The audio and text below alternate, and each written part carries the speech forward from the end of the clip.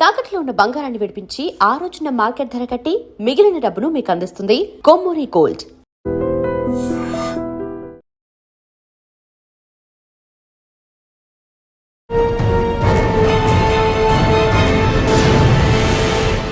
Welcome to crime diaries. ఈ వారం మన గెస్ట్ 2012 బ్యాచ్ పోలీస్ ఆఫీసర్, పేరు వైవిఎస్ సుధీంద్ర గారు, DCP cyber crime Cyberabad.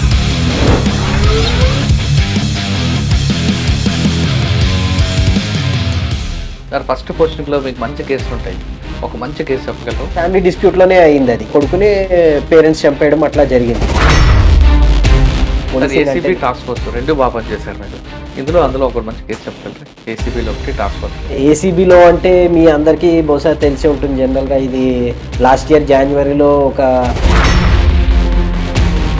Afzal గంజర్ fire open చేస్తాడు. ఆ కేసు ఐడియా ఉంది? అందులో అక్యూజ్డ్ VPN ఒకటి వాడారు. ఇక్కడ సైబర్ క్రైమ్ లో మనిషి కనబడ్డు నేరం జరుగుతుంటుంది. బేసికల్లీ ఇప్పుడు ఎట్లా అంటే మ్యూల్ అకౌంట్స్ ద్వారా ఆపరేట్ చేస్తున్నారు. అప్పుడు లేనిది ఇప్పుడు ఉన్నది ఏంటంటే మ్యూల్ అకౌంట్స్ ద్వారా. అంటే ట్రేడింగ్ క్రైమ్ అది ఎలా జరుగుతుంటుంది అంటే దాని నుంచి పబ్లిక్ బయటపడాలి. మన ఇన్స్టాగ్రామ్ లోనో, ఫేస్బుక్ లోనో, లేకపోతే వాట్సాప్ లోనో ఒక యాడ్ లాగా ఒకటి ఇస్తూ ఉంటారు అలాంగ్ విత్ ఏ లింక్ తోటి.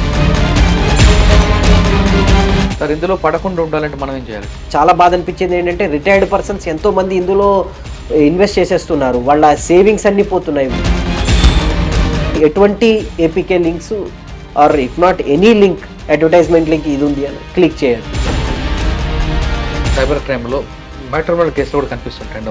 వాటి పట్ల ఎలా జాగ్రత్త తీసుకోవాలి? ఇనిషియల్గా మ్యాట్రిమోనీలో ఎవరో అమ్మాయి పరిచయం అయినట్టు ఫస్ట్ సైబర్ విక్టిమ్ కాకుండా ఉండాలంటే ఫైనల్గా మీరు ఏం చెప్పారు? బిజినెస్ గురించి ఇది చేశారు కదా, మీరు ఇంత అడ్వాన్స్ కట్టాలి అది అన్నట్టు. సో ఇటువంటి వాటిని ఏవి కూడా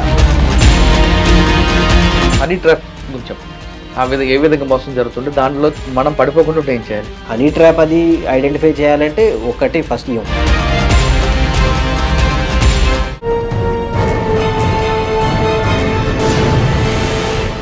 వెల్కమ్ టు క్రైమ్ డైరీస్. ఈ వారం మన గెస్ట్ 2012 బ్యాచ్ పోలీస్ ఆఫీసర్, పేరు వైవిఎస్ సుధీంద్ర గారు, DCP cyber crime Cyberabad. Sudhindra గారు రకరకాల పోస్టులో పనిచేసి ఏసీపీగా పనిచేసి ప్రస్తుతం డీసీపీ సైబర్ క్రైమ్ ఉన్నారు. ఆయన 2012లో వచ్చినప్పుడు సైబర్ క్రైమ్ ఎలా ఉంది, ఇప్పుడు సైబర్ క్రైమ్ మోడల్ ఎలా ఉంది, మాడ్యూల్ ఏం జరుగుతుంది, ట్రెండింగ్ క్రైమ్ ఏముంది, కేసు అయిన తర్వాత పోలీస్ స్టేషన్ రావడం, పోలీస్ స్టేషన్ వచ్చిన తర్వాత ఇన్వెస్టిగేషన్ చేయడం కాకుండా అసలు ప్రజలు ఏం అవగాహన చేసుకోవాలి, ప్రజలకు ముందు సైబర్ క్రైమ్ పట్ల అవగాహన తీసుకొచ్చి వాళ్ళలో మార్పు వస్తే ఖచ్చితంగా క్రైమ్ అనేది తగ్గుతుంది అనేది అని భావిస్తున్నారు. అసలు ప్రస్తుతం సైబరాబాద్లో జరుగుతున్న ట్రెండింగ్ క్రైమ్ ఏముంది, దాని పట్ల ప్రజలు ఎలాంటి అవగాహన కల్పించుకోవాలన్న విషయాన్ని సుధీంద్ర గారు తెలుసు. సార్ నమస్తే అండి. నమస్కారం అండి. సార్, సైబర్ క్రైమ్ వాళ్ళు కంటికి కనిపించరు, కనీసం ఎలాంటి ఆయుధం లేదు, కేవలం ఫోను ఇంటర్నెట్తోనే కోట్లు కొట్టేస్తున్నారు. గతంలో 2012లో మీరు వచ్చేసరికి ఒక క్రిమినల్ కనిపించేవాడు, వాడు పట్టుకునేవారు, ఎవడు చేశాడో తెలిసేది. ఇప్పుడు అటువంటి పరిస్థితి కనిపించట్లేదు. కాబట్టి దీనికి పబ్లిక్లో అవగాహన కల్పించడమే మెయిన్. కాబట్టి ఇప్పుడు సైబరాబాద్లో జరుగుతున్న సైబర్ క్రైమ్ అనేది ట్రెండింగ్ క్రైమ్ ఏముంది, దాన్ని ప్రజలు ఎలా గుర్తించాలి, ఎలాంటి లింక్స్ ఓపెన్ చేయాలి, దీని మీద అవగాహన కల్పించడానికి సైబర్ క్రైమ్లో మీరు కానీ టోటల్ మీ సీనియర్ ఆఫీసర్ అడ్వైజర్ చేస్తున్న ప్రోగ్రామ్ చెప్పండి. ఈ ప్రశ్నలకు సమాధానం చెప్పే ముందు సుధీంద్ర గారు, బై ఛాన్సా బై చాయిసా యూనిఫామ్ వేసుకోవడం ఎక్కడెక్కడ పనిచేస్తారు? బై చాయిసే, ఇష్టంతో ఇటు వచ్చాము. సో 2012లో రిక్రూట్ అయిన తర్వాత నేను గ్రూప్ 1 నుంచి వచ్చాము. 2012 గ్రూప్ 1లో వచ్చిన తర్వాత ఫస్ట్ పోస్టింగ్ గ్రేహౌండ్స్లో చేశాము. తర్వాత పరకాల ఏసీపీగా 3 years చేయడం జరిగింది. అక్కడి నుంచి సార్ పరకాల ఏసీపీకి 3 సంవత్సరాలు సార్. మీరు ఒకప్పుడు నక్సల్స్కి హబ్ లాంటి ఏరియా, అదే అక్కడ మీరు పనిచేసిన 3 సంవత్సరాలు మీకు మెమరబుల్ కేసే ఉందండి. ఫస్ట్ ఛాలెంజ్ ఏమొచ్చింది? ఛాలెంజ్ అంటే అక్కడ ఇనిషియల్గా ఫస్ట్ జాయిన్ అయినప్పుడు భూపాలపల్లి కూడా ఉండే, తర్వాత రీఆర్గనైజ్ అయ్యి భూపాలపల్లి సెపరేట్ డిస్ట్రిక్ట్ అయింది. సో నేను వెళ్ళినప్పుడు కూడా ఎక్స్ట్రీమిస్ట్వి ఇంకొంచెం అక్కడ అంటే మూమెంట్ అయితే లేదు, ఏమీ లేదు, కానీ కొంచెం సరెండర్డ్ వాళ్ళు అక్కడ ఉన్నారు. పరకాల్లో ఎక్కువ ఆ టైంలో రోడ్ యాక్సిడెంట్స్ బాగుండే. ఆ రోడ్ యాక్సిడెంట్స్ కంట్రోల్ చేయడం పెద్ద ఛాలెంజ్లా వచ్చింది. ప్రాపర్టీ అఫెన్సెస్ కంట్రోల్ చేయడం అక్కడ బాగా, ఎందుకంటే బస్ స్టాండ్ ఒకటి ఉంది, దగ్గరలోనే రైల్వే స్టేషన్ ఒకటి ఉంది. అది ఒక సెంటర్ పాయింట్లా ఉండేది పరకాల్ అన్నది. అటునుంచి ఆ భూపాలపల్లి అటునుంచి అలా మహారాష్ట్ర వెళ్ళిపోవచ్చు, ఇట్లాగా హుజూరాబాద్ అటువైపు కూడా వెళ్ళిపోవచ్చు, వరంగల్ నుంచి కూడా దగ్గర అది. సో దాంతో ప్రాపర్టీ అఫెన్సెస్ బాగా అవుతుండే. సో వీటన్నిటిని కంట్రోల్ చేయడానికి పరకాల్లో బాగా సీసీ కెమెరాస్ అప్పట్లో ఎస్టాబ్లిష్ చేయించాం, అది చేయడం జరిగింది. సో ఇవి అప్పట్లో నడిచాయి అక్కడ. రోడ్ యాక్సిడెంట్స్ అక్కడ ఆత్మకూరు మీదుగా మనం మేడారం వెళ్తాం కదా, వరంగల్ నుంచి మేడారం వెళ్ళేది. వరంగల్ దామెర హైవే ఉంటుంది, దామెరది. నెక్స్ట్ దాని తర్వాత ఆత్మకూరు వస్తుంది. అది మెయిన్ రోడ్ ఉండేది, అది చాలా యాక్సిడెంట్ ప్రోన్ ఏరియా ఉండేది. సో యాక్సిడెంట్ కంట్రోల్ కోసం అప్పుడు చాలా మెజర్స్ తీసుకోవడం జరిగింది. ఆ కోన్స్ అవి పెట్టడం, బొలాట్స్ పెట్టడం, కొన్నిసార్లు స్టాపర్స్ పెట్టి స్పీడ్ రిడక్షన్ కోసం అని చెప్పి స్టడ్స్ పెట్టించి, అండ్ నెక్స్ట్ ఈవెన్ ఈ మన వైట్ స్ట్రిప్స్ అవి ఉంటాయి, అవి స్పీడ్ కంట్రోల్ చేయడానికి. స్పీడ్ బ్రేకర్స్ హైవే మీద పెట్టలేం కాబట్టి అని అటువంటివి చేసి అవి యాక్సిడెంట్ కంట్రోల్ కోసం కూడా బాగా ట్రై చేయడం జరిగింది. సార్ ఫస్ట్ పోస్టింగ్లో మీకు మంచి కేసులు ఉంటాయి, ఒక మంచి కేసు చెప్పగలరా గుర్తుంటే? అంటే క్రైమ్ రిలేటెడ్ స్పెసిఫిక్గా అంటే నేను ప్రొబేషన్లో జాయిన్ అయినప్పుడు నాకు ఇంకా మంచి ఇది అనిపించింది కేసు ఒకటి. నేను జమ్మికుంటలో ప్రొబేషన్ చేశాను యాజ్ ఇది ప్రొబేషనరీ డిఎస్పీగా జాయిన్ అయినప్పుడు. అప్పుడు ఇన్స్పెక్టర్ ఎస్హెచ్ఓ రోల్లో ఉన్నప్పుడు అక్కడ బిజ్గిర్ షరీఫ్ అని ఒకటి ఉండేది, ఒక సమ్ హిలాక్ లాగా. అక్కడ అది బాగా ప్రామినెంట్ ఏరియా. అక్కడ ఒక చిన్న దర్గా ఉంటుంది, దాన్ని అందరూ నమ్ముతారు, అన్ని మతాల వాళ్ళు అందరూ నమ్ముతారు. అక్కడ కోరికలు తెస్తే చాలా మంది వస్తూ ఉంటారు. సో అప్పుడు ఒక కేసు రిపోర్ట్ అయి ఉండే దట్ ఒక అన్నోన్ బర్న్ డెడ్ బాడీ అక్కడ దొరికింది.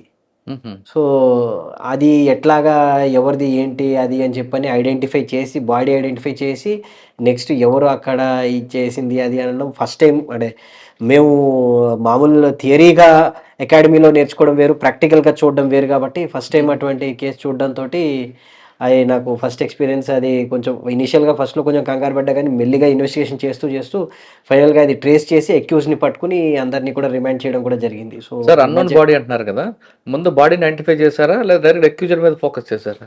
ఫస్ట్ బాడీ ఐడెంటిఫై అయితేనే మనకి అక్యూజ్ దొరుకుతారు. ఎందుకంటే పర్సన్ ఎవరన్నా తెలియాలి కదా. ఎనీ మర్డర్ కేసులో ఏదో ఒకటి ఉంటుంది, either sexual jealousy or if not property గురించి అని చెప్పి, లేదా ఏమైనా పగ అన్నట్టు గ్రడ్జెస్ పైన వాటిపైన అట్లా ఉంటుంది. సో పర్సన్ ఐడెంటిఫై అయితేనే దానికి తగ్గ కాజ్ ఏంటి అన్నది ఐడెంటిఫై అవుతుంది మనకి. అప్పుడు మనము ఎందుకు ఆ పర్సన్ ఇక్కడికి వచ్చాడు, ఏమైంది, ఎవరు తీసుకొచ్చారు అట్లా అని చెప్పి step by step reverse engineering లో వెళ్ళి చేస్తూ ఐడెంటిఫై చేయాలి. ఆ కేసులో ఎందుకు వచ్చిందండి, లీడ్ ఏముంది? ఆ కేసులో లీడ్ ఏంటంటే ఫస్ట్ పర్సన్ అక్కడికి వచ్చారని కొంతమంది ఒక ఫలానా ఊరు వాళ్ళు అక్కడికి వచ్చారని చెప్పి కొంతమంది చెప్పడం జరిగింది. సో దాంతో మా నైబరింగ్ పిఎస్ఏ, అది ఆ జమ్మికుంట నైబరింగ్ పిఎస్దే ఉండే, ఆ నైబరింగ్ పిఎస్ వాళ్ళతో మాట్లాడితే అక్కడ వాళ్ళకు కంప్లైంట్ వచ్చింది. అక్కడ యాక్చువల్ ఫ్యామిలీ డిస్ప్యూట్లోనే అయింది. అది కొడుకునే పేరెంట్స్ చంపేయడం అట్లా జరిగింది. అంటే కొడుకు బాగా మిస్బిహేవ్ చేస్తున్నాడు, ఎవరైతే డిసీజ్డ్ ఉన్నాడో వాడే కొడుకు అనమాట. వాడు బాగా మిస్బిహేవ్ చేస్తున్నాడు, బాగా తాగేసి చాలా ఇబ్బంది పెడుతున్నాడు, మదర్ని కూడా హెరాస్ చేస్తున్నాడు అది అని చెప్పని ఇంకా ఫైనల్ వాళ్ళే ఆ డెసిషన్ తీసుకున్నారు. అది దాంతో అందరినీ అరెస్ట్ చేసాం. అది ఐడెంటిఫై అయింది. అచ్చా, పర్కాల తర్వాత ఎక్కడికి వచ్చారు? పర్కాల తర్వాత కాగజ్ నగర్కి వచ్చాను. ఏముందండి అక్కడ? అక్కడ కాగజ్ నగర్ ఇంకా most interior area, extremist area. Parkal కంటే ఇంకా ఎక్స్ట్రీమిజం నడిచింది. So I'm very happy and lucky to work there. Kagaznagar ఎట్లా అంటే ఈవెన్ ఆసిఫాబాద్ డిస్ట్రిక్ట్ లో కూడా చాలా ఇష్యూస్ ఉంటాయి ఇప్పటికీ కూడా. It is one of the most extremist affected area in Telangana. అప్పట్లో ఉండేది. అయితే నేను జాయిన్ అయిన ఒక 6-8 months కి యాక్చువల్ ఒక ఫుల్ ఫ్లెడ్జ్డ్ దళం వచ్చి ఒక 6-8 months అందులో ఇచ్చేశారు. అంటే కాగజ్ నగర్ కంప్లీట్ ఆదిలాబాద్ దాకా. సో అప్పుడు అప్పటి డీజీ గారు కూడా వచ్చి మాకు ఇన్స్ట్రక్షన్స్ ఇచ్చి సూచనలు ఇచ్చి ఎట్లా చేయాలి వచ్చి చూశారు. అది అంటే చాలా ఏళ్ల తర్వాత అట్లాగా దళం అలా రావడం జరిగింది. అప్పుడు ఈవెన్ కొత్తగూడెంలోను, ములుగులో, భూపాలపల్లిలో అన్నిట్లోనూ ఇట్లా వచ్చాయి. సో అయితే మా దగ్గర దళం స్టాటిక్గా ఇంటీరియర్లో దాకా వెళ్ళి తిరగడం జరిగింది. సో దాని గురించి అంటూ అప్పట్లో మా జిల్లా ఎస్పీ విష్ణు వారియర్ గారితో వాళ్ళతో సహకారంతో దాని గురించి బాగా వర్క్ చేసి ఇంటీరియర్ ఫారెస్ట్లో కూడా తిరిగి ఆపరేషన్స్ చేసి ఆ దళంని కట్టడి చేసి ఫైనల్గా ఎన్కౌంటర్ అయ్యింది. వాళ్ళని పట్టుకుందామని చూస్తే వాళ్ళు పారిపోవడంతో తిరిగి మా పైన ఫైర్ చేయడంతో అప్పుడు ఒక ఎన్కౌంటర్ అయి ఉండే ఈస్గామ్లో. తర్వాత అంతకు ముందే ఎక్స్చేంజ్ ఆఫ్ ఫైర్ అయ్యింది అండ్ వాళ్ళు అక్కడి నుంచి వెళ్ళిపోయారు. ఆ దళంకి సంబంధించిన వాళ్ళే అడేలు భాస్కర్ వాళ్ళంతా కూడా రీసెంట్ ఎక్స్చేంజ్ ఆఫ్ ఫైర్స్లో కూడా చనిపోవడం జరిగింది. Last 1 year 2 years back exchange of ఫైర్స్లో. సార్ ఆ ఫీల్డ్లో మహేందర్ రెడ్డి గారు చాలా సబ్జెక్ట్ ఉంటుంది. ఆయన దగ్గర ఏం నేర్చుకున్నారండి? అంటే ఒక కేవలం ఎన్కౌంటర్ కాదు, దానికి డిఫరెంట్ మెథడ్స్ వాడేవారు. ఫస్ట్ ఇన్ఫర్మేషన్ కలెక్షన్ చాలా ఇంపార్టెంట్. సో ఇన్ఫర్మేషన్ కలెక్షన్ పైన ఎట్లా చేయాలి ఏంటి అనేది ఫోకస్ చేసాం. దాని తర్వాత సార్ కూడా చాలా గైడెన్స్ ఇచ్చారు. ఆపరేషన్స్ కూడా ఎట్లా చేయాలి, టెరైన్కి తగ్గట్టు ఎట్లా ఉండాలి, ఆ టెరైన్కి తగ్గట్టు ఎట్లా ఆపరేషన్స్ చేయాలి అండ్ పార్టీస్ని ఎట్లా పంపాలి అది అని చెప్పన్నది. అండ్ ఎట్లా ఈ విన్ ఓవర్ చేయడం అంటే పబ్లిక్ని ఎట్లా కమ్యూనిటీ పోలీసింగ్ ఎలా చేయాలి. ఎందుకంటే ఆ ఎన్కౌంటర్ తర్వాత అయిన తర్వాత మేము బాగా కమ్యూనిటీ పోలీసింగ్ యాక్టివిటీస్ చేసాం. తిరిగి పబ్లిక్ మళ్ళీ వాళ్ళ సానుభూతి పొందకూడదని. అంటే అది ఒక మిస్నామర్. మన నక్సల్స్ వాళ్ళంతా ఇప్పుడు అందుకనే ఎక్కడా కూడా వాళ్ళు నిలదొక్కుకోలేకపోతున్నారు. ఏదో మంచి ప్రభుత్వం చూపిస్తామని చెప్పి జనాలకి ఇచ్చేసేదంతా ఏమీ సక్సెస్‌ఫుల్ అవ్వదు. అది సక్సెస్ కానిదది. సో, ఏదున్నా ప్రజాస్వామ్యంలోనే వచ్చి ప్రజాక్షేత్రంలో నిలబడి పోరాడి అవును. అది గెలిచి ఆ రకంగానే చేయవలసి ఉంటుంది. కరెక్ట్. అవును. సో, అట్లా కాకుండా వేరే ఏదో చేస్తామని చెప్పి ప్రజల్ని నమ్మించి వాళ్ళని అనవసరంగా లేని ఇబ్బందులకి గురి చేయడం తప్పితే ఈ ఇందులో ఇంకో లేదని చెప్పన్నట్టు కమ్యూనిటీ పోలీసింగ్ చేసి వాళ్ళకి చాలా మంచి ఇవి అన్నీ చేసి అంటే కిట్ బ్యాగ్స్ ఇవ్వడం, స్పోర్ట్స్ కాంపిటీషన్స్ పెట్టడం, వాళ్ళకి ఈవెన్ కొన్ని చోట్ల ఏమి అవసరమైతే రోడ్డు ఒకటి కావాలంటే కూడా కచ్చా రోడ్డే మళ్ళీ ఫారెస్ట్ వాళ్ళకి ఇబ్బంది కాకుండా, ఫారెస్ట్ వాళ్ళ రూల్స్ అవి వైలేట్ కాకుండా అన్నట్టు ఎక్కడ మినిమమ్ వాళ్ళకి ట్రబుల్ ఉండేటట్టు అట్లాగా వాళ్ళకి ఫెసిలిటీస్ అవి కల్పించడం. కొంత సోలార్ లైట్స్ అక్కడ ఎలక్ట్రిసిటీ రాదు కాబట్టి వైర్ తీసుకెళ్ళలేరు బికాజ్ యానిమల్స్‌కి ప్రాబ్లమ్ అవుతుంది కాబట్టి సోలార్ లైట్స్ ఇచ్చేయడం. సైకిల్స్ కొన్ని చోట్ల కన్వేయన్స్ కోసం అని చెప్పని. ఎందుకంటే మళ్ళీ టూ వీలర్స్ అవి కూడా ఇవ్వలేము. ఆ రాకీ ప్లేస్‌లో వెళ్ళలేవు కాబట్టి సైకిల్స్ అయితేనే అట్లా బెస్ట్ కాబట్టి అట్లా బ్లాంకెట్స్ డిస్ట్రిబ్యూట్ చేయడం. చాలా కమ్యూనిటీ పోలీసింగ్ యాక్టివిటీస్ చేయడం జరిగింది. అచ్చా! సార్ అదే ప్లేస్‌లో అదొక సెక్టార్. ఇంకొక వైపు కమ్యూనల్ ఇష్యూ, చిన్న ఇష్యూ అయితే కమ్యూనల్ అవుతది. నెక్స్ట్ పక్కన మహారాష్ట్ర దీంట్లో చూస్తే డెకాయిట్స్ ఉంటారు. వాటి మీద ఫోకస్ చేశారా? అయ్యింది. అంటే ఆసిఫాబాద్ ఒక డిస్ట్రిక్ట్ ఎట్లా అంటే అన్ని ఇష్యూస్ అందులో ఉంటాయి. ఈవెన్ పోడులాంటి ఇష్యూస్ కూడా ఫేస్ చేయడం జరిగింది అప్పట్లో. అండ్ ఈవెన్ అప్పట్లో టైగర్ కూడా వచ్చింది. దాన్ని కూడా ఆపరేషన్ చంద్రపూర్ చేయడానికి నుంచి. ఆ! ఆ! మా మిసెస్ కూడా ఫారెస్ట్ రేంజ్ ఆఫీసరు. సో అవునా? ఆ! ఏం సో పేరు? పూర్ణిమ అని చెప్పి. అందుకని ఫారెస్ట్ ఆ ఇష్యూస్ కూడా వాళ్ళతో డ్వెల్ చేసి వాళ్ళతో మాట్లాడి అది జాగ్రత్తగా చూడవలసొచ్చింది ఆ టైగర్ ఇష్యూ దాంట్లో. హ్మ్. నెక్స్ట్ ఇది కమ్యూనల్ కూడా అక్కడ కొంచెం ఉంటుంది. ఇప్పుడు మొన్న లాస్ట్ ఇయర్ కూడా ఒకసారి జైనూర్‌లో ఒక ఇష్యూలో కమ్యూనల్ ఇది ఫ్లేర్ అప్ అయ్యింది. సో, కమ్యూనల్ ఇష్యూస్ కూడా అందులో ఉంటాయి. అవి కూడా జాగ్రత్తగా కమ్యూనిటీ వాళ్ళతో టై అప్ ఉండి హ్మ్. జాగ్రత్తగా చూసుకోవాల్సి ఉంటుంది. అవి ఒకటి ఉంటాయి. సో, ఆసిఫాబాద్‌లో కొంచెం సెన్సిటివ్ డిస్ట్రిక్టే అన్నీ జాగ్రత్తగా చూసుకుంటూ ఉండవలసి ఉంటుంది. అచ్చా! తర్వాత ఎక్కడికొచ్చారు సిటీకి? అక్కడే ప్రమోషన్ వచ్చిందా? అక్కడే ఎస్పీగా ప్రమోషన్ వచ్చింది 21లోనే. హ్మ్. ప్రమోషన్ వచ్చిన తర్వాత అక్కడ మళ్ళీ అడ్మిన్ ఎస్పీగా చేస్తూ 22లో సిటీకి రావడం జరిగింది. సిటీలో ఎక్కడ చేశారు? సిటీలో ఫస్ట్ పోలీస్ అకాడమీలో చేయడం జరిగింది. దాని తర్వాత ఏసీబీలో జాయింట్ డైరెక్టర్‌గా చేయడం జరిగింది. తర్వాత సిటీ టాస్క్ ఫోర్స్ డీసీపీగా చేశాను. అచ్చా! నెక్స్ట్ ఇక్కడ ఎస్బీ పోస్టింగ్ నాది మెయిన్‌గా. హుహు. సైబర్ క్రైమ్స్ అడిషనల్ చార్జ్‌లో చేస్తున్నాను. సార్ మీరు రూరల్ నుంచి సిటీలోకొచ్చారు. ఒకసారి డిఫరెంట్ ఉందా కల్చర్ ఏమన్నా? అంటే ఇగ అదే కల్చర్ అంటే చూసే సిటీ ఇక్కడ డెఫినెట్‌గా ఫాస్ట్ ఉంటారు అందరూ క్రౌడ్ ఇది పబ్లిక్ అవేర్ ఉంటారు. సో, ఏదున్నా స్పెసిఫిక్ స్ట్రెయిట్‌గా ఇది ఉంటుంది. అండ్ చట్టం కూడా అందరికీ తెలుసు కాబట్టి దాని ప్రకారమే యాక్ట్ చేయవలసి ఉంటుంది అది. సో, ఆ రకంగానే బేసికల్‌గా ఇప్పుడు టెక్నాలజీ ఉంది కాబట్టి ఈవెన్ రూరల్ ఏరియాలో కూడా అట్లనే ఉన్నారు. సో, హ్మ్. కాకపోతే ద వే ఆఫ్ వర్కింగ్ అది కొంచెం ఇక్కడ పబ్లిక్ తోటి కొంచెం అన్నీ ఎక్స్‌ప్లెయిన్ చేస్తూ జాగ్రత్తగా చేయవలసి ఉంటుంది. అదొక్కటే కాకుండా ప్రోటోకాల్ కూడా కొంచెం తగ్గుతది సిటీకొచ్చాక. అది ఆహ్, ఎప్పుడైనా ఎదురైందా మీకు? అంటే అంటే అక్కడ ఎస్పీ అనగానే, డీఎస్పీ అనగానే దేవుడు ఇక్కడికొచ్చాక కొంచెం ఈ జనరల్‌గా ఎప్పుడు పట్టించుకోలేదు అటువంటివి. హ్మ్. బట్ జనరల్ అక్కడ మామూలు మీరన్నట్టుగా బికాజ్ అక్కడ ఎస్ఐనే ఫస్ట్ ఎక్కువ జనరల్ పబ్లిక్‌లో చూస్తారు కాబట్టి ఎస్హెచ్ఓని వాళ్ళని, డీఎస్పీ వాళ్ళకి పెద్దగా అనిపిస్తుంది. ఎస్పీ వాళ్ళకి చాలా పెద్దగా అనిపిస్తుంది. హ్మ్. ఇప్పుడు కనెక్టివిటీతో అవి కూడా ఇదవుతున్నాయి. బట్ ఇక్కడ సిటీకొస్తే ఇంకా హయ్యర్ లెవెల్స్ ఉంటాయి కాబట్టి ఇంగా మనము ఇక్కడ డీసీపీ లెవెల్‌లో ఒకలాగా ఉంటుంది. దానికి పర్వాలేదు. ఎక్కడ పబ్లిక్ ఎలా ఉంటారో దానికి తగ్గట్టుగా we have to be there. Sir policing అంటే ఏసీబీ, టాస్క్ ఫోర్స్ 2 బా పనిచేశారు మీరు. అందులో ఒక మంచి కేస్ చెప్పగలరా? ఏసీబీలో ఒకటి, టాస్క్ ఫోర్స్‌లో. ఏసీబీలో అంటే మీ అందరికీ బహుశా తెలిసే ఉంటుంది జనరల్‌గా ఇది లాస్ట్ ఇయర్ జాన్యువరిలో ఒక డిస్‌ప్రపోర్షనేట్ అసెట్స్ కేస్ చేయడం జరిగింది. హెచ్ఎండిఏ ఫార్మర్ ప్లానింగ్ డైరెక్టర్‌ది అది. అందులో చాలా అసెట్స్ అవి తీయడం జరిగింది. సో, అవి అంటే ప్లాన్ చేసి మా టీమ్ అంతా కలిపి చేసింది. నేను ఇండివిడ్యువల్‌గా చేసింది కాదు. టీమ్ అంతా చేసి అప్పుడు డీజీ గారు కూడా కోఆపరేట్ చేయడంతోటి అది కేస్ అది బాగా ఇచ్చేసి అసెట్స్ అన్నీ అనౌన్స్ చేసి జాగ్రత్తగా చేయడం జరిగిందది. సో అది ఈవెన్ అటాచ్మెంట్ కూడా త్వరగా తీసుకురావడం జరిగింది. జనరల్ కేసెస్లో 6 months పైన పడేది, ఒక 2 monthsలోనే మేము అటాచ్మెంట్ ఆఫ్ ప్రాపర్టీస్ కూడా తేవడం జరిగింది. కానీ ఏసీబీలో ట్రాప్ కేసుల్లో కన్విక్షన్ వస్తుంది, కానీ డిఏ కేసులు కన్విక్షన్ ఎందుకు రాదు? అంటే ప్రెసెంట్లీ అమెండెడ్ యాక్ట్ ప్రకారం డిఏ కేసులో వచ్చిన ప్రాబ్లం ఏంటంటే బినామీస్లో ప్రాపర్టీ ఉండడంతో మేము ప్రూవ్ చేయాలని చెప్పి ఎంత చూసినా కూడా దానికి కనెక్టెడ్ ఎవిడెన్స్ కోర్టులో బియాండ్ రీజనబుల్ డౌట్ అన్న దాంట్లో, ఆర్ ఇఫ్ నాట్ అప్పుడు విట్నెసెస్ ఎవరైతే మా ముందు చెప్తారో దట్ ఇట్లాగా వాళ్ళు మాకు ఇచ్చారు అన్న వాళ్ళు సపోజ్ హాస్టైల్ అయితే అక్కడ కొంచెం కష్టం అవుతుంది. కానీ ప్రొసీజర్ పనిష్మెంట్ ఉంటుంది తప్ప ఫైనల్ పనిష్మెంట్ అంటే కనిపించదు కదండి. అంటే డిఏ కేసెస్ ట్రయల్కి రావడానికి కూడా టైం పడుతున్నాయి. సో ఆ టైం పట్టడంలో వాటిలో అది జాప్యం జరుగుతుంది. బట్ వస్తున్నాయి కన్విక్షన్స్, కంప్లీట్ లేవని కాదు, కాకపోతే కొంచెం టైం పడతాయి. అండ్ చెప్తున్నాం కదా, ఈ ఎసెట్స్ ప్రూవ్ చేయడంలో అక్కడ కొంచెము జాగ్రత్తగా ఇచ్చేయవలసి ఉంటుంది. దట్ ఈ ఎవరైతే మేము అక్యూజ్డ్ పట్టుకుంటున్నామో, అక్యూజ్డ్ ఆఫీసర్ ఉన్నారో వాళ్ళ మనీతోటే ఇవన్నీ కొనడం జరిగింది. అండ్ ఇంకొకటి మేజర్ ప్రాబ్లం ఏంటంటే మార్కెట్ వాల్యూ ఒకటి, గవర్నమెంట్ ప్రాపర్టీ, ఆ వేరియేషన్ ఎప్పుడు అక్యూజ్డ్కి అడ్వాంటేజ్గానే ఉంటుంది. ఓకే సార్, టాస్క్ ఫోర్స్ మీకు బాగా గుర్తుంటుంది. సిటీ టాస్క్ ఫోర్స్ అంటే సిటీకి ఒక హార్ట్. టాస్క్ ఫోర్స్లో కూడా మంచి వర్క్ చేయడం జరిగింది. అందులో కూడా ఒక కేసు ఫర్ ఎగ్జాంపుల్ చెప్పాలంటే, ఒక రాబరీ ఒకటి చేస్తారు, సమ్ 45 lakhs ఎంతలో అది. సో అది అరౌండ్ 5 members గ్యాంగ్ అట్లా అనుకుంటా. 3 daysలో పట్టుకోవడం జరిగింది. అది మా టీమ్స్ అన్ని బాగా కష్టపడి అవి చేయడం జరిగింది. అది బాగా చేశారు. అండ్ ఈవెన్ ఇంకా మంచి కేసులు అవి అంటే, ఒక సోషల్ మీడియాలో ఒక కమ్యూనల్ ఫ్లేరప్ లాంటిది ఒక పర్సన్ పెడితే వీడియో, దాన్ని కూడా పట్టుకోవడానికి కూడా మా టీమ్స్ అవి చాలా కష్టపడ్డాయి. అప్పుడు అతను మొబైల్, ఇప్పుడు అందరికీ అవగాహన వచ్చేసింది కాబట్టి మొబైల్ స్విచ్ ఆఫ్ చేయడం అనేది కామన్ అయిపోతుంది. అండ్ అంతా వాట్సాప్ మీదే నడుస్తుంది. వాట్సాప్ డేటా కావాలన్నా కూడా 1-2 days పడుతుంది.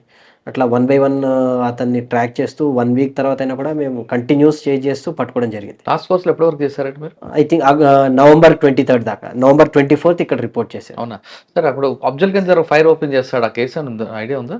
ఉంది. బీదర్లో అవునవును, అవును, అది ట్రై చేసాం. కానీ ఇప్పుడు ఏంటంటే అందులో అక్యూజ్డ్ VPN అనేది ఒకటి వాడారు. సో దాంతో వర్చువల్ ప్రైవేట్ నెట్వర్క్ తోటి, సో దాంతో మాకు లొకేషన్స్ రాకుండా కొంచెం అది బ్లాక్ చేసింది.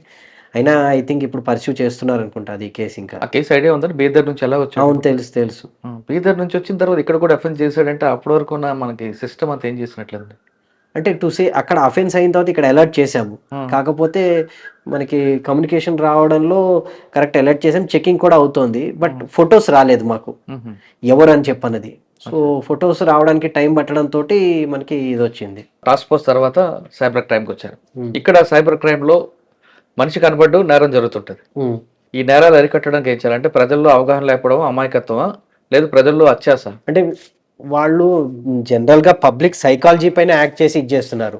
ఒకటి అత్యాస ఉండొచ్చు, ఒకటి భయం ఉండొచ్చు. ఇప్పుడు డిజిటల్ అరెస్ట్ లాంటి కేసెస్లో తీసుకుంటే జనాల్ని, అది ఏజ్డ్ వాళ్ళని టార్గెట్ చేస్తున్నారు. అబౌవ్ 50 వాళ్ళని, 60 వాళ్ళని టార్గెట్ చేసి ఏదో అయిపోతుంది, మీరు ఎందులో కేసులో ఇరుక్కున్నారు, మీరు ఒక షిప్మెంట్ పంపితే అది కస్టమ్స్ వాళ్ళు పట్టుకున్నారు, మిమ్మల్ని అరెస్ట్ చేస్తారు, అది అన్న భయంతో, అంటే సైకలాజికల్గా ఇచ్చేసి వాళ్ళని భయపెట్టి ఇచ్చేస్తున్నారు, ఒక ఏజ్ గ్రూప్ని టార్గెట్ చేసి అన్నట్టని. సో బేసికల్లీ సైబర్ క్రైమ్ అనేది సైకాలజీని ఇచ్చేసింది. ఇప్పుడు మీరు ఇందాక ఫస్ట్లో చెప్పినట్టుగా 2012లో సైబర్ క్రైమ్ ఎలా ఉంది అంటే, అప్పట్లో ఎలా అంటే జాబ్స్ ఇప్పిస్తామనో, లేకపోతే మ్యారేజ్ది ప్రపోజల్ని ఇచ్చేసి అని చెప్పి స్టెప్ బై స్టెప్ అట్లా తీసుకుని ఫ్రాడ్స్, ఓటీపీవి అవి నడిచేవి. ఆర్ ఇఫ్ నాట్ మొబైల్ తోటే ఇచ్చేసేవాళ్ళు. మొబైల్లో ఫోన్ చేసి, మీ క్రెడిట్ కార్డ్ ఎక్స్పైర్ అయిపోతుంది, మీ డెబిట్ కార్డ్ ఎక్స్పైర్ అయిపోతుంది, మీరు ఇమీడియట్ రెన్యూ చేసుకోవాలి అది అంటూ ఓటీపీ చెప్పి అట్లా చేసేవాడు. ఇప్పుడు ఓవర్ ది టైం వాళ్ళకి ఫుల్ అవగాహన రావడంతో బేసికల్లీ ఇప్పుడు ఎట్లా అంటే మ్యూల్ అకౌంట్స్ ద్వారా ఆపరేట్ చేస్తున్నారు. అప్పుడు లేనిది ఇప్పుడు ఉన్నది ఏంటంటే మ్యూల్ అకౌంట్స్ ద్వారా. అంటే అప్పట్లో అక్యూజ్ని, ఈవెన్ ఒక కేసులో నేను పర్కాల్ ఏసీపీగా ఉన్నప్పుడే షాయంపేట అని ఒక పోలీస్ స్టేషన్ ఉండే, అందులో ఒక సైబర్ క్రైమ్ చేసేవాడిని కూడా ఢిల్లీ నుంచి పట్టుకొచ్చాం. డైరెక్ట్ అక్యూజ్నే పట్టుకొచ్చాం, నైజీరియాని పట్టుకొచ్చాం. సో పట్టుకురావడం జరిగింది. అందులో ఇది కాలేదు, ఢిల్లీ నుంచి తీసుకురావడం జరిగింది.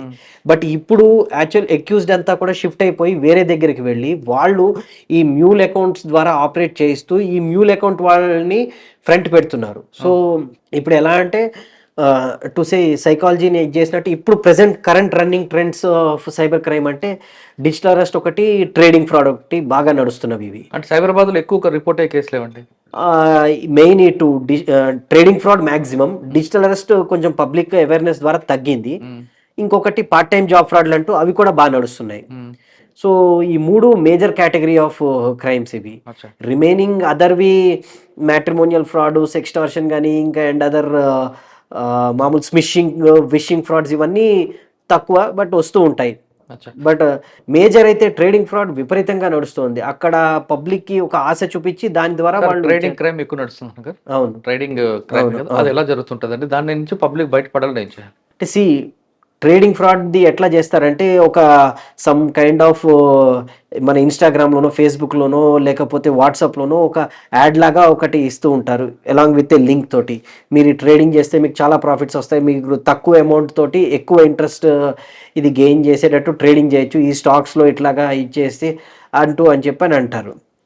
సో ఆ లింక్ క్లిక్ చేస్తే ఇమీడియట్గా వాళ్ళని టెలిగ్రామ్, వాట్సాప్ గ్రూప్స్లో వాళ్ళని యాడ్ చేస్తారు. ఆ గ్రూప్లో ఆల్రెడీ 100 మెంబర్స్ ఉన్నట్టు ఉంటుంది. అదొక artificial group created by cyber fraudsters. So అది ఏదో నిజందని ఎప్పుడు అనుకోకూడదు. సో అందుకని ఆ గ్రూప్లో ఉన్న వాళ్ళందరూ కూడా ఏంటి, మేము ఆల్రెడీ ట్రేడింగ్ చేస్తున్నాము అంటూ మెసేజెస్ అవి ఇచ్చేస్తున్నారు. ఈరోజు ట్రేడింగ్ చేసాం, ఈరోజు 30,000 ప్రాఫిట్ వచ్చింది, నేను 10,000 డిపాజిట్ చేస్తే 20,000 నాకు బోనస్ అన్నట్టు. అట్లాగే ఇంకా కొంతమంది వేరే ప్రాఫిట్స్ అన్ని ఇట్లా వచ్చాయి అది అన్నట్టు చూపిస్తారు. అలాగే వీళ్ళకి ఒక యాప్ కూడా చెప్తారు. ఆ యాప్లో కూడా ఆర్టిఫిషియల్గా ఏంటంటే వీళ్ళకి ఇంత మనీ క్రియేట్ అయినట్టు, ఇంత మనీ ఆర్టిఫిషియల్గా వచ్చినట్టు. ఇప్పుడు సపోజ్ మనకి 10,000 ఇన్వెస్ట్ చేయమంటారు, 50,000 గెయిన్ అయినట్టు చూపిస్తారు. నెక్స్ట్ 50,000 ఇన్వెస్ట్ చేయమంటాడు, 1 lakh 2 lakhs గెయిన్ అయినట్టు చూపిస్తాడు. ఆ 2 lakhs చూపిస్తాడు కానీ ఎవరు విత్డ్రా చేసుకోలేరు. అంటే విత్డ్రా చేసిన అవకాశం ఉంటుందా? ఇనీషియల్గా ఒకసారి ఇస్తాడు.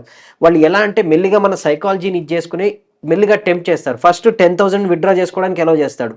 బట్ అదే మనం 20,000 చేస్తే వాడు కొన్నిసార్లు ఒప్పుకుంటాడు, కొన్నిసార్లు ఒప్పుకుంటాడు. అదే 50,000కి 1 lakh అట్లా విత్డ్రా చేయాలంటే కుదరదు. విత్డ్రా చేయాలంటే దానికి ఒక ఫీజు కట్టాలంటారు. సో అట్లాగా స్టెప్ బై స్టెప్ మనల్ని ఆశని ఆర్ ఇఫ్ నాట్ మనలో ఉన్న దట్ ఇంట్రెస్ట్ని మనకి జనరేట్ చేస్తున్నట్టుగా, సరే అంత నిజమే ఉంది అన్నట్టు మనకి నమ్మకం కల్పించి అంతా ప్రాపర్గానే ఉన్నట్టు ఇచ్చేసి పక్కనున్న వాళ్ళతోటి పీర్ ఇన్ఫ్లుయెన్స్ అన్నట్టు, ఇప్పుడు పక్కనున్న వాళ్ళు అరే వాళ్ళు చేస్తున్నారు కదా బొస ఇది కరెక్టే అని చెప్పి అనిపిస్తుంది. అండ్ కొన్ని యాప్స్ ఇవి కూడా మన నోటెడ్ స్టాక్స్లో నడిచే వాటి పేరు మీదే ఉంటాయి. ఓకే. కొంచెం కొంచెం ఒక లెటర్ ఏదో ఒక తేడా ఉంటుంది, అది జస్ట్ ఐడెంటిఫై చేయాలి. బట్ మ్యాక్సిమం సేమ్ ఇదితోటే ఉంటాయి. సో దాంతో పబ్లిక్ కూడా నమ్ముతూ ఉంటారు. అట్లా నమ్మి చేయడంతో సో 1 by 1 ఒక్కసారిగా వాడేం 50 lakhs తీసేసుకోడు. ఫస్ట్ ఇనిషియల్ 50,000, నెక్స్ట్ 1 lakh, తర్వాత 5 lakhs, 10 lakhs, ఒకసారి ఇంత అయిన తర్వాత 50 lakhs అన్నట్టు ఏదో ప్రాఫిట్ చూపించి 50 lakhs మీరు విత్డ్రా చేయాలంటే ఇంకో 5 lakhs కట్టాలంట. మళ్ళీ దాని తర్వాత ఇంకొక 5 lakhs వేరే ఫీజు అంటూ అదంటూ కట్టమంటాడు. నెక్స్ట్ వేరే గ్రూప్కి యాడ్ చేసాము, మీరు ఒక ప్రీమియం కస్టమర్, మీరు ప్రీమియం కస్టమర్గా విత్డ్రా చేయాలి అది అంటే మీరు ఇంకొంత కట్టాలి, మీరు ఇప్పుడు ఇంకొంచెం ఆడితే మీకు 1 crore 2 crores ప్రాఫిట్ వస్తుంది అంటాడు. సో ఆర్టిఫిషియల్ ప్రాఫిట్స్ అట్లాగా మనల్ని మోసం చేస్తూ వాడు ఒక స్టేజ్ దాకా వెళ్ళి ఎప్పుడైతే మనం లేదు నాకు కంపల్సరీ విత్డ్రా కావాలి 50 lakhs విత్డ్రా చేస్తానంటే అప్పుడు డిఫంక్ట్ చేసేస్తారు.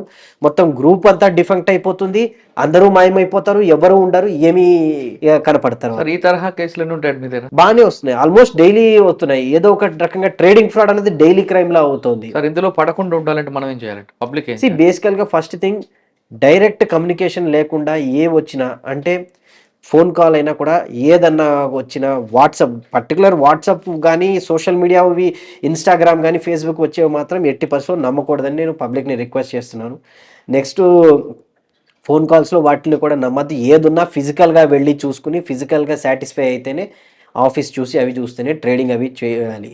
అంతేగాని ఏదో ఇప్పుడు అంతా కూడా అఫ్కోర్స్ అంతా ఆన్లైనే నడుస్తుంది, అంతా మనకి వెబ్ మీదే నడుస్తుంది. బట్ దట్ డజంట్ మీన్ అంతా కరెక్ట్ ఉంటుందని. బికాజ్ ఇప్పుడు మాకు చాలా బాధ అనిపించింది ఏంటంటే రిటైర్డ్ పర్సన్స్ ఎంతోమంది ఇందులో ఇన్వెస్ట్ చేసేస్తున్నారు, వాళ్ళ సేవింగ్స్ అన్నీ పోతున్నాయి. 1 crore 80 lakhs అలాగా సేవింగ్స్ అట్లా ఇన్వెస్ట్ చేసేసి మొత్తం వాళ్ళు లైఫ్ టైం సేవింగ్స్ అన్నీ ఏదో ఇన్వెస్ట్ చేసేస్తున్నారు.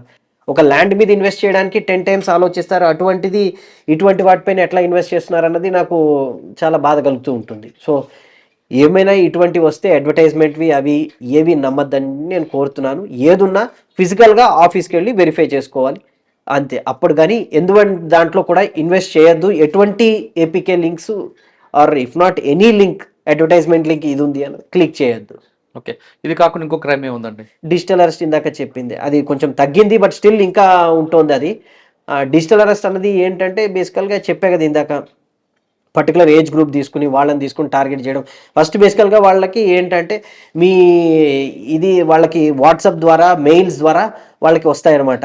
మీ కన్సైన్మెంట్ మీరు ఒక కార్గో ఆర్ మీరు ఒక ఇది పంపించడం షిప్మెంట్ చేశారు మీరు ఒక పార్సిల్ని, ఆ పార్సిల్లో డ్రగ్స్ ఉన్నాయనో లేకపోతే వేరేది ఏదో ఉందో, లేదా మీ ఆధార్ కార్డ్ తోటి వేరే క్రైమ్స్ చేయడం జరిగింది, మీ అకౌంట్తో క్రైమ్స్ చేయడం జరిగింది అట్లా అన్నట్టు వాళ్ళకి ఆ చెప్పి. తరహా కాకుండా మీ బాబునో పాపను అరెస్ట్ చేసాం అంటే ఒక క్రైమ్ చేశారంటూ కాల్ వస్తుందటండి. అంటే అది కూడా ఇప్పుడు ఏ టెక్నాలజీ యూజ్ చేసి ఇటువంటివి చేయడానికి చేయొచ్చు. మనకి ఎట్లా డీప్ ఫేక్ ఎట్లా ఉందో వాటి ద్వారా ఇట్లా కూడా చేయొచ్చు.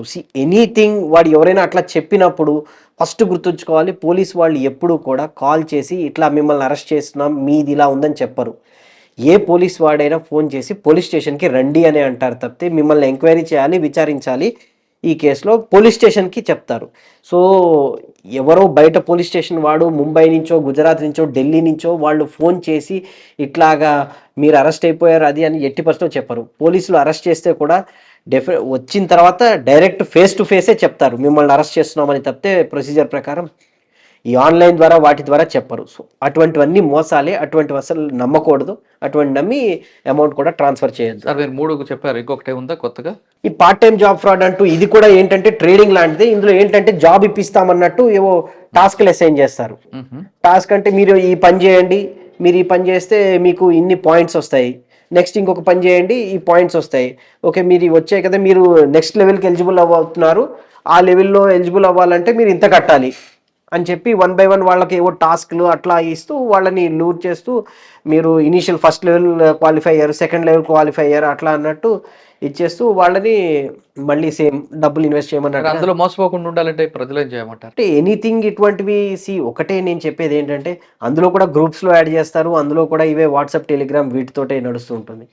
సో పబ్లిక్ని ఏంటంటే ఎప్పుడైనా కూడా డబ్బులు డిమాండ్ చేస్తున్నారంటే ఎవరైనా కూడా ట్రైస్ వెరిఫై చేసే అది ఫిజికల్గా అటువంటి ఆఫీస్ ఉందా. ఇప్పుడు ఎందుకంటే ట్రేడింగ్ అన్నా వాడు ఒక ఆఫీస్ పేరు చెప్పే, పార్ట్ టైం జాబ్ అన్నా ఒక ఆఫీస్ పేరు చెప్పే, సో ఈ ఆఫీస్లో మీకు ఉద్యోగం ఇప్పిస్తానని చెప్పని చేస్తూ ఉంటారు. సో ఆ ఆఫీస్ ఫిజికల్గా ఉందా లేదా వెరిఫై చేసుకుని ఇచ్చేయాలి. అండ్ వాట్సాప్ టెలిగ్రామ్లో వచ్చే కమ్యూనికేషన్స్ని నమ్మకూడదు, వాటిని 2-3 times వెరిఫై చేసే ఇచ్చేయాలి. అండ్ ఈ ఫోన్ సంభాషణ, ఫోన్ కమ్యూనికేషన్స్ దట్టు వాట్సాప్ టెలిగ్రామ్లో వచ్చేవి ఎట్టి పరిస్థితిలో నమ్మకూడదు. ఎవరైనా జెన్యూన్ పర్సన్ అయితే రెగ్యులర్ కాలే చేస్తారు కానీ వాట్సాప్ కాల్ చేయరు. అండ్ సంబంధం లేని వాళ్ళు, అది అఫీషియల్ ఏజెన్సీస్ అయితే ఎప్పుడైనా కూడా మామూలు ఏమైనా ఉంటే నోటీస్ డైరెక్ట్ ఇంటికి పంపిస్తారు. ఆర్ ఇఫ్ నాట్ మనిషి వచ్చి మీరు పోలీస్ స్టేషన్కి రండి అని అంటారు. ఇప్పుడు పోలీస్ స్టేషన్ నుంచి ఎవరైనా పిలిస్తే ఎంక్వైరీకి మీరు ఫోన్ చేసైనా పిలుస్తారు, మీరు పోలీస్ స్టేషన్కి రండి అంటారు. ఆర్ ఇఫ్ నాట్ మా కానిస్టేబుల్ వెళ్ళి రమ్మంటారు. ఈడీపీ పోనీ వేరే ఈడీ అంటూ సిబిఐ అంటూ వాళ్ళు వీళ్ళు అని చెప్పి మోసం చేస్తారు కస్టమ్స్ అని, వాళ్ళైనా కూడా ఫోన్ చేసి రమ్మంటారు, లేదా వాళ్ళకు నోటీస్ ఇస్తారు అండర్ ప్రాపర్ కోర్ట్ ఇది తోటి. వాళ్ళు మెయిల్స్ చేయరు, మెయిల్లో వచ్చిందంటే తప్పే. రెగ్యులర్ నోటీస్ కోర్ట్ ద్వారా రిజిస్టర్ పోస్ట్ అయి వస్తుంది. ఓకే సరే, కొన్ని సైబర్ క్రైమ్లో మ్యాట్రిమోనియల్ కేసులు కూడా కనిపిస్తుంటాయండి, వాటి పట్ల మనం ఎలాగ జాగ్రత్త తీసుకోవాలి? ఒకటి ఇప్పుడు అన్నోన్ పర్సన్ తోటి ఇప్పుడు మ్యాట్రిమోనీది ఎట్లా అంటే ఈ మ్యాట్రిమోనియల్లో కూడా మ్యాట్రిమోనియల్ ఫ్రాడ్ జాబ్ ఫ్రాడ్ అవుతుంది, మ్యాట్రిమోనియల్ ఫ్రాడ్ ట్రేడింగ్ ఫ్రాడ్ కూడా కన్వర్ట్ అవుతుంది. ఇనిషియల్గా మ్యాట్రిమోనియల్లో ఎవరో అమ్మాయి పరిచయం అయినట్టు ఫస్ట్ అమ్మాయి అయితే సపోజ్ ఇఫ్ అబ్బాయి అయ్యి అమ్మాయి గురించి చూస్తుంటే అమ్మాయి ప్రొఫైల్ తోటి వాళ్ళు అతన్ని ఇచ్చేసి మాట్లాడి నేను ఇందులో ట్రేడింగ్ చేస్తున్నాను, ఇందులో నేను బాగా చాలా బాగుంది ట్రేడింగ్ వెబ్సైటు, ఇందులో ఇన్వెస్ట్ చేస్తే చాలా ప్రాఫిట్స్ వచ్చాయి, నాకు చాలా వచ్చాయి అన్నట్లు లూర్ చేసి వాళ్ళని ఆ రకంగా ఈ పర్సన్ని కూడా అందులో ఇన్వెస్ట్ చేసేటట్టు అట్లా చేయిస్తూ ఉంటారు. అదొకటి. ఆర్ ఇఫ్ నాట్ ఎలా అంటే ఇదే ఇక్కడ నేను జాబ్ చేస్తున్నాను, నువ్వు ఇక్కడ జాబ్ చేయాలంటే ఈ ఇట్లా కడితే హై ప్యాకేజ్ ఉంది అది అని చెప్పని పార్ట్ టైం జాబ్ ఫ్రాడ్లో వాటిని కూడా ఇచ్చేస్తారు. సో పబ్లిక్ ఏమంటారా, డబ్బులు ఇస్తున్నాం అక్కడ కనిపిస్తున్నాయి, వాళ్ళు ఎందుకు పట్టుకోవట్లేదు, అకౌంట్ మాకు తెలుసు కదా అని కొంతమంది కంప్లైంట్. డబ్బులు కనిపిస్తున్నాయని వాళ్ళకి కనిపిస్తోంది, అదే నేను చెప్తున్నా కదా 2 కోట్లు మీకు ట్రేడింగ్లో వచ్చేసింది అన్నట్టు చూపిస్తాడు, కానీ అది యాక్చువల్ కాదు, అటువంటి అకౌంటే ఎగ్జిస్ట్ ఉండదు. వాళ్ళు అందుకనే కదా విత్డ్రా చేయడానికి ఒప్పుకోవట్లేదు, అవి నెక్స్ట్ ఇది చూస్తే కాదు. సో వాళ్ళు ఏదైతే ఇన్వెస్ట్ చేస్తున్నారో అదే రియల్, వీళ్ళు ఇస్తున్నది మనీయే రియల్. వాళ్ళు చూపిస్తున్నది కాదు. సో అంటే ఎవరికి ట్రాన్స్ఫర్ చేసాం విషయం బ్యాంక్ డీటెయిల్స్ కనిపిస్తుంటాయి కాబట్టి వాళ్ళని ఎందుకు పట్టుకోరు అని అంటుంటారు. అందులో ఓకే దానికి వస్తే ఇప్పుడు మీరు అన్నట్టు 2012లో ఒక సింగిల్ అకౌంట్ ఉండేది. ఓకే, ఈ నేను అప్పుడు పట్టుకున్న దాంట్లో కూడా సింగిల్ 2-3 అకౌంట్స్ అట్లా ఉండేవి. ఇప్పుడు ఈచ్ లేయర్లో ఇప్పుడు లేయర్స్ ఆఫ్ ఇది దాంట్లో మారుతుంది. అంటే ఒక్కొక్క లేయర్ ద్వారా ఈ అకౌంట్స్లో నుంచి మనీ ట్రాన్స్ఫర్ అవుతూ ఉంటుంది. ఫస్ట్ లేయర్లో ఇనీషియల్గా ఒక విక్టిమ్ 50 lakhs పోతే 5 to 6 అకౌంట్స్లో ఒక డిపాజిట్ అవుతుంది. అది 10 అకౌంట్స్ కూడా అవ్వచ్చు. సెకండ్ లేయర్కి వచ్చేటప్పటికి ఇంకొంచెం పెరుగుతుంది. 5 అయితే 10 అకౌంట్స్ అవుతాయి. అండ్ అట్లా డౌన్ ది లైన్ 12, 13, 14 లేయర్స్ దాకా కూడా వెళ్తూ ఉంటుంది. ఇప్పుడు ఇండివిజువల్ ఈ అకౌంట్ డిపాజిట్ అయ్యింది అంటే ఎన్సీఆర్పీలో ఇమీడియట్గా పెడితే మనీ ఫ్రీజ్ అవుతుంది. వీళ్ళే నేరస్తులు అని చెప్పడానికి కూడా కన్ఫర్మ్గా లేదు. అదే మ్యూల్ అకౌంట్స్ అంటున్నాం మేము. మ్యూల్ అకౌంట్స్ అంటే ఏంటి, ఆ పర్సన్ అకౌంట్ ఓపెన్ చేస్తాడు కానీ ఆపరేట్ చేసేది ఆ పర్సన్ కాదు. అతనికి కొంచెం కమిషన్ ఇచ్చి వేరే వాళ్ళు అతని క్రెడెన్షియల్స్ అన్ని తీసేసుకుని ఆపరేట్ చేస్తున్నారు. తను అక్యూజ్డ్ అవుతాడు, కాకపోతే ఆపరేట్ చేసింది తను కాదు, వేరే ఎక్కడి నుంచి కొంచెం ఈ out of the country Laos, Cambodia వాటి నుంచి ఎక్కువ ఆపరేట్ చేయడం జరుగుతుంది. ఓకే సార్, విక్టిమ్ ఇమీడియట్ గా ఏం చేయమంటారు? మోసపోయిన తెలిసి 1930 క్లిక్ చేయడమే. ఎంత త్వరగా చేస్తే అంత అమౌంట్ ఫ్రీజ్ అవుతుంది. దాన్ని ఏమన్నా విక్టిమ్స్కి ఇవ్వడం జరుగుతుంది. ఓకే, సైబరాబాద్లో కాకుండా టోటల్గా ఇండియా లెవెల్లో ఉన్న వాళ్ళు ఎవరైనా సరే సైబర్ విక్టిమ్ కాకుండా ఉండాలంటే ఫైనల్గా మీరు ఏం చెప్తారు? సైబర్ విక్టిమ్ కాకుండా ఉండాలి అంటే ఇటువంటి వాటిని నమ్మకూడదు. ఫస్ట్ థింగ్ మనం మెంటల్గా స్ట్రాంగ్ ఉండాలి. ఎవరైనా ఏమైనా చెప్పినా కూడా ఇట్లాగా మన వాళ్ళు అరెస్ట్ అయిపోయారు, మన వాళ్ళు ఇదైపోయారు, లేకపోతే మీరు అన్నట్టు పిల్లలు అరెస్ట్ అయ్యారని, లేకపోతే మన ఇది సంథింగ్ మన ఏదో పార్సిల్ పంపితే మీకు తెలుస్తుంది డెఫినెట్గా మీరు పార్సిల్ పంపారో లేదో. కొన్నిసార్లు ఏదో మనం ఏదో బిజినెస్ గురించి ట్రై చేస్తుంటే ఆ బిజినెస్ సంబంధించి మీరు ఏ బిజినెస్ గురించి ఇచ్చేశారు కదా, మీరు ఇంత అడ్వాన్స్ కట్టాలి అది అన్నట్టు. సో ఇటువంటి వాటిని ఏవి కూడా ఏం కాల్స్ వచ్చినా మీకు ఆర్టిఫిషియల్ ఇంత ప్రాఫిట్ వస్తుంది, ట్రేడింగ్లో చేస్తే ఇంత లాభాలు వస్తాయి, అది వాటిని నమ్మకూడదని. ఎవరైనా ఏమైనా చెప్తే ఫస్ట్ థింగ్ ఆ చెప్పిన మనిషి ఎవరు ఏంటి అన్నది తెలుసుకోవాలి. డీటెయిల్స్ వాళ్ళు చెప్తారు, నేను ఇలా హెచ్ఆర్ మేనేజర్ని, అది వాళ్ళు చెప్పిన డీటెయిల్స్ కరెక్టా కాదా వెరిఫై చేసుకుని, వాడు చెప్పిన కంపెనీ కానీ అది కానీ జెన్యునా కాదా వెరిఫై చేసుకుని అన్నీ చూసుకుని మనీ అకౌంట్ ద్వారా కాకుండా ట్రాన్స్ఫర్ చేసేటప్పుడు చాలా కేర్ఫుల్ ఉండాలి. అంతా ఫిజికల్ వెరిఫికేషన్ చేసుకున్న తర్వాతే చేయాలి. ఎటువంటి వాటిని ఫస్ట్ నమ్మద్దు, డైరెక్ట్గా on the face of it దేన్ని నమ్మద్దని కోరుతున్నాం. హనీ ట్రాప్ గురించి ఏ విధంగా మోసం జరుగుతుంటే దాంట్లో మనం పడిపోకుండా ఉంటే ఏం చేయాలి? అది బేసికల్ ఏంటంటే అది మన వీక్నెస్ని క్యాప్చర్ చేసి ఇచ్చేస్తుంది. హనీ ట్రాప్ తోటి సెక్స్టార్షన్ ఇవి క్రైమ్స్ కూడా ఇవి జరుగుతాయి. అవి వచ్చిన కాల్ హనీ ట్రాప్ అని మనం ఎలా గుర్తించాలి? బేసికల్ ఆ కాల్ జెన్యూన్దా కాదా చూడాల్సిందే. అల్టిమేట్లీ ఏదైనా చూడండి, వాళ్ళు మ్యాక్సిమం యూజ్ చేసేది WhatsApp, Telegram, Insta, Facebook, social media channels use చేస్తారు చెప్తే రెగ్యులర్ ఛానల్స్ యూజ్ చేయరు, నార్మల్ ఫోన్ చేయరు, ఎందుకంటే ట్రేస్ అవుతుంది కాబట్టి అని చెప్పి. ఆర్ ఇఫ్ నాట్ ఈవెన్ ఈ రికార్డింగ్ కూడా చేసి అది చేస్తామని చెప్పి అనడంతో రెగ్యులర్ కాల్ ఎప్పుడు చేయరు, ఏదో వన్స్ చేస్తారు తప్పితే మళ్ళీ తర్వాత చేయరు. సో ఎప్పుడైతే సోషల్ మీడియా ఛానల్స్ యూజ్ చేస్తున్నారో డెఫినెట్గా వాళ్ళ ఐడెంటిటీ తెలియకుండా ఉండడానికి అన్నట్టు మనం అనుకోవాలి. ఆ సోషల్ మీడియా ఛానల్స్ యూజ్ చేసినప్పుడే VPN కానీ లేకపోతే అదర్ ఇంకొకటి వాటిని ఉపయోగించుకుని వాళ్ళ IP అడ్రస్లు అవి తెలియకుండా ఉండడానికంటూ మాస్క్ చేసుకుంటూ వాళ్ళు మనతోటి వాళ్ళతో ప్రాక్సీ, VPN ప్రాక్సీస్ వాటితోటి మాట్లాడుతూ లొకేషన్ తెలియకుండా వాళ్ళు చూస్తూ ఉంటారు. అందుకోసం అని చెప్పని హనీ ట్రాప్ అది ఐడెంటిఫై చేయాలంటే ఒకటి ఫస్ట్ ఎవరైతే మాట్లాడతారో వాళ్ళు డీటెయిల్స్ చేసుకుని రెగ్యులర్ మీట్ అవడమే బెస్ట్ థింగ్. అంతేగాని ఆన్లైన్లో పరిచయాలు ఆన్లైనే మొత్తం వెళ్ళిపోతే డెఫినెట్లీ అది ఫ్రాడ్ అన్నట్టే. కొంతమంది వీడియో కాల్ చేస్తారు, మనకు కూడా మనకు కూడా దట్ ఈజ్ ఆల్సో బేసికల్లీ మనల్ని ఇచ్చేయడం గురించే. జస్ట్ ఆ వీడియో కాల్ చేసి ఆ వీడియో కాల్లో ఒక 1-2 seconds ఎంతో ఉంటుంది. వాళ్ళు ఏంటంటే ఆ వీడియో కాల్లో మన ఫేస్ కనపడేటట్టు ఉంటుంది కాబట్టి మనం అది చూసినట్టుగా ఇచ్చేసి వాళ్ళు తర్వాత దాన్ని పెట్టి బ్లాక్మెయిల్ చేస్తారు. వాళ్ళు ఏదో వేరే అప్సీన్ది ఏదో కంటెంట్ ఏదో పెడతారు, మనం అది చూసామని చెప్పని ఏంటి నీ ఫ్రెండ్స్కి నీ రిలేటివ్స్కి చెప్తామంటారు. సైకలాజికల్గా అది మనకి చాలా ప్రాబ్లం అవుతుంది. మన రిలేటివ్స్కి అది మనం ఇట్లా చూస్తున్నామని తెలిస్తే, సో అప్పుడు మనం ఇట్లా మనీ ఇవ్వడానికి ఒప్పుకుంటాం ఇంకా. సో అట్లాగా ఇచ్చేస్తారు. సో సార్ ఇవి కూడా వస్తున్నాయి సార్ మీకు లోన్ యాప్ల గురించి కూడా? లోన్ యాప్ ఇప్పుడు అంత లేదు. మెయిన్ అయితే ఇవే trading fraud biggest one. Next ఇది పార్ట్ టైం జాబ్ది, డిజిటల్ అరెస్టు, హనీ ట్రాప్, సెక్స్టార్షన్వి, స్మిషింగ్, విషింగ్, ఇంకా ఇటువంటివి వస్తుంటాయి. మనలో అమాయకత్వం మనలో వచ్చేసే సైబర్ క్రిమినల్స్ పాలట వరంగా మారిందంటారు డీసీపీ గారు. ఆఫ్లైన్లో ఎంత అలర్ట్ ఉంటామో ఆన్లైన్లో అంతకన్నా ఎక్కువ అలర్ట్ ఉంటేనే మన సైబర్ క్రిమినల్స్ మన దగ్గర కూడా రారని చెప్తున్నారు. ఇప్పటికైనా సరే అందరూ గ్రహించండి, డిజిటల్ అరెస్ట్ లేదు, జాబ్ ఫ్రాడ్ ఉండదు, జాబ్ ఫ్రాడ్ జరుగుతుంది కాబట్టి దాని పట్ల కేర్ఫుల్గా ఉండండి. అదేవిధంగా ఎవరైనా మ్యాట్రిమోనియల్ తీసుకొచ్చినప్పుడు ఫిజికల్గా వెరిఫై చేసుకున్న తర్వాతే ముందుకు వెళ్ళండి అంటూ డీసీపీ గారు చెప్తున్నారు. ఇది సైబర్ క్రిమినల్స్ పట్ల అవగాహన పట్ల, సైబర్ క్రైమ్ జరగకుండా ఉండాలంటే మనం ఏం చేయాలి అనే విషయంపై సైబర్ క్రైమ్ డీసీపీ సుధీందర్ గారు ఇస్తున్న సలహా. ఈ వారం సుధీందర్ గారితో ఇది ఇంటర్వ్యూ. వచ్చే వారం మరో గెస్ట్లో మళ్ళీ కలుస్తాం. అంతవరకు నమస్తే. Thank you very much. Okay. iDreams, this police diaries is something very, very valuable towards that. I must really appreciate Murali, your insights. iDreams founder and CEO చిన్న వాసుదేవ్ రెడ్డి గారితో మురళీధర్ క్రైమ్ స్టోరీస్ చాలా ఫేమస్ అయిపోయినావు.